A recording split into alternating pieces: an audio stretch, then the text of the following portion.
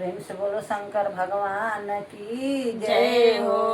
देखो बहन भैया लोगन, मोनू जौनपुर कहवा जौन खुशबू उनका बेटवा भइल ह, उनकी बेटवा में बड़ी खुशी बा भइल बा। तो उनकी खातिर एगो हमन को उनकी आशीर्वाद खातिर भजन गा दे, जो उनकी सोहर गा देते हैं। जा भोले बाबा कैसे आशीर्वाद उनके देते हैं, उनके बच्चा के, उनकी लड़का के लिए हमन का एक आशीर्वाद की खातिर सोहर गावत हैं महादेव का।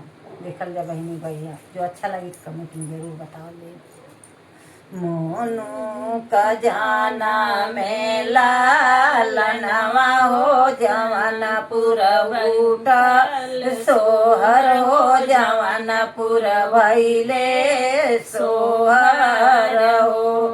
बहिनी मोनू का जाना मेला लनवा हो जवनपुर भइले सोहर हो जवनपुर भइले सोहर हो। के बजावेला बधैया हो तके मैया हो तके मैया न हो। गईनी के हो बजावेला डमरुआ हो देखता निका लागे हो ललनवा जुग जुग जिए हो ललनवा जुग जुग जिए न हो। बहिनी के हो बजावेला मरुआ हो ललनवा जुग जुग जिए हो ललनवा जुग जुग जिए न हो। ब्रह्म बजावले बधैया हो तभी सुरु रामैया हो तभी सुरु रामैया न हो। बहिनी शिवजी बजावले डमरुआ हो ललनवा जुग जुग जिए हो ललनवा जुग जुग जिए न हो। बहिनी शिवजी बजावले डमरुआ हो ललनवा जुग जुग जिए हो ललनवा जुग जुग जिए न हो। बहिनी मोनू का जाना मेला लनवा हो जवनपुर भइले सोहर हो जवनपुर भइले सोहर हो।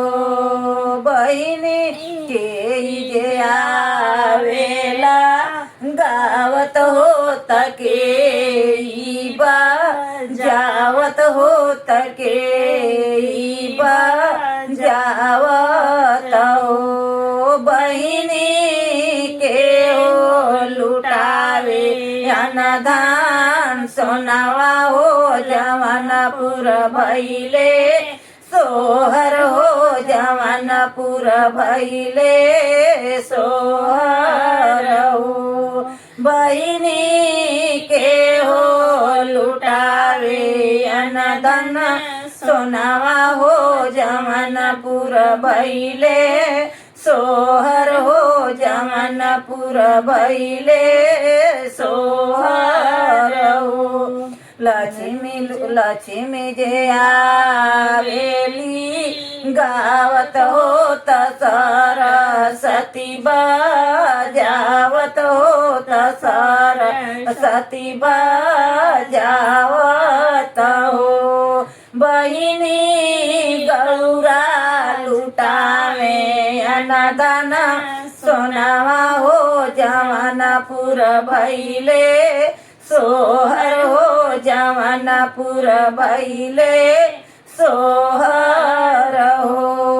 बहिनी गौरा लुटाली अनधन सोनावा हो जवनपुर भइले सोहर हो जवन जवनपुर भैले सोहर हो बहिनी मोनू के जाना मेला लनवा हो जवनपुर भैले सोहर हो जवनपुर भैले सोहर हो बहिनी खुशबू का खेले लाला लनवा हो जवनपुर भैले सोहर हो जवनपुर भैले सोहर हो बहिनी खुशबू का जिएला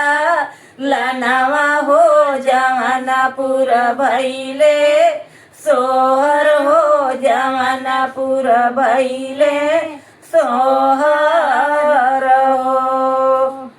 भैया बहनी ये खुशबू की और मोनिका की लड़का के लिए जवना की ये सोहर रहा उनकी बच्चन के सोहर हमन की और से आशीर्वाद उनकी लड़का के लिए जो अच्छा लगी तो कमेंट में जरूर बताओ ली कि सोहर कैसन लगेगा।